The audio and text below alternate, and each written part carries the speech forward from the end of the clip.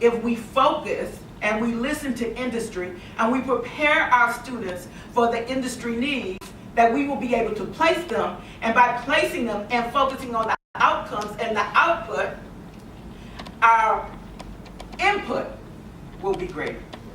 That taught me. I sat at the door 30 minutes before exam, just with a quick review, and I used to tease him out, what you're going to give me that I can't come through. I would ask you, as we start thinking about how we grow from good to great together, and how all of us find our own internal sounds and work across systems, across disciplines, that we think about the final product.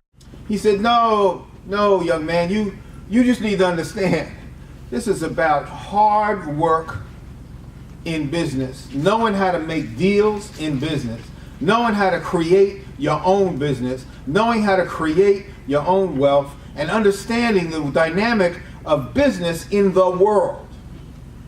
Not in Chicago, not in New Jersey, not in New York, but in the world.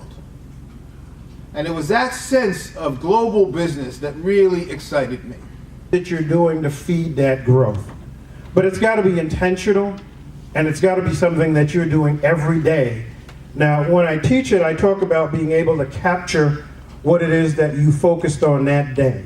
When you string those days together, spend at least an hour at the end of the week seeing what was the trend. What is my focus? What does it look like I'm working on? What are the results that I'm getting? So that you're being intentional about measuring your growth.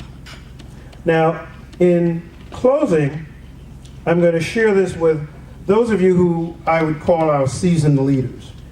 And it says, at the end of life, what really matters is not what we bought, but what we built. Not what we got, but what we shared. Not our competence, but our character. And not our success, but our significance. And to our younger leaders, those who are just stepping out and putting their foot in the water, I would share this with you. Don't give up what you want most for what you want now. In the journey from good to great, you don't simply go from good to great. You grow from good to great.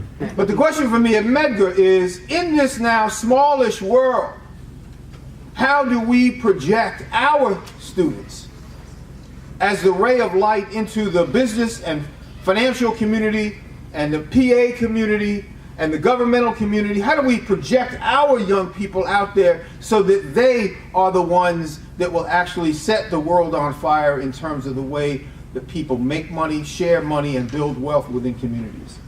And more important than that to me, now this is just my own bias, is how do we then create for young people a moral center around that which they make that money? That the fact that you may have money does not mean necessarily that you get to keep all your money. That there is such a thing as giving. That there is such a thing as giving back. That you pave the road for other people to be able to do what you did. That somebody opened the door for you, therefore you are obligated morally to open the door for someone else. This is what our college will ultimately begin to do. I thank you, Dean, and all of your colleagues and friends and people who have been here all day as faculty and staff and students. I thank you because I do know you can't do this work without bumping into these concepts one way or the other. My only hope is that you all get an opportunity to see to fruition that which you are willing so desperately and earnestly to create. Thank you so much.